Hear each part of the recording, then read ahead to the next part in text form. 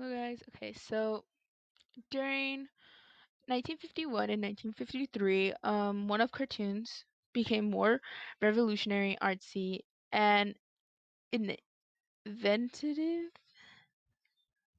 Okay, well, basically Rudy Tooty, the Unicorn in the Garden, and the Telltale Hearts, which are very well known because of the style and look of its time. So, in 1951, Rudy Tooty is released, and this cartoon has a violent yet creative storyline about a murder case, and it has the use of music in it.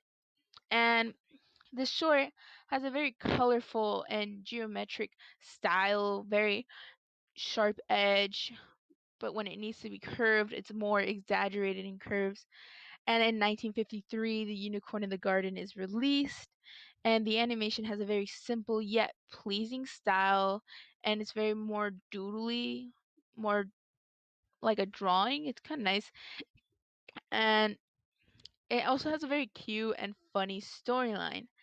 And in 1953, The Telltale Heart animation is released, and it's based on the story The Telltale Heart by Edgar Allan Poe.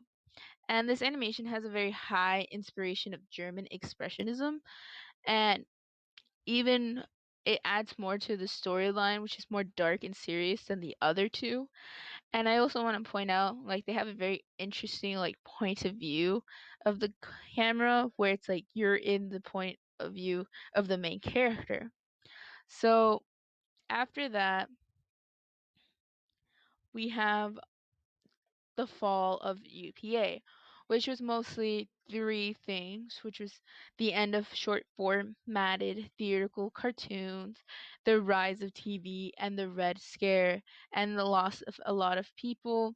So in this time, in 1955, Steve Busteau secured a CBS contract to produce television series, and in the late 1950s and early 1960s, UPA was low in money, and so Steve Busteau sold the studio to Henry G. Saperstein, who was a producer, and Saperstein turned his full focus from creating short animations to mostly television to support the studio finance.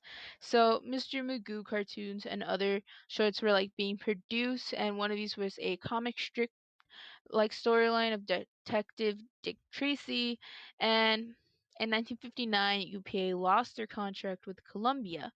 So in 1962 they produced a animation short Gay Paris, which Judy Garland was part of, and later on their works became more low quality, very just fast produced, and UPA's reputation as an artistic innovator basically faded.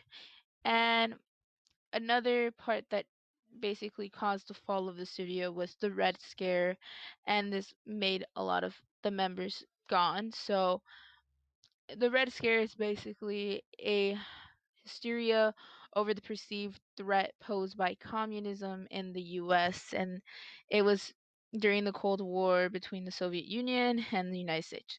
And in 1947, Walt Disney labels David Hilberman a communist in front of the House of Un-American Activities, but Hilberman was no longer with the UPA.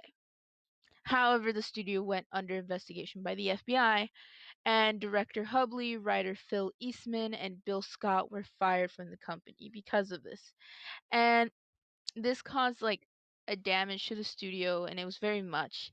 And by the end of the 1950s, other notable figures like Bob Cannon and Bill Mildez moved on, and was now that was the last blow to the heart of the studio.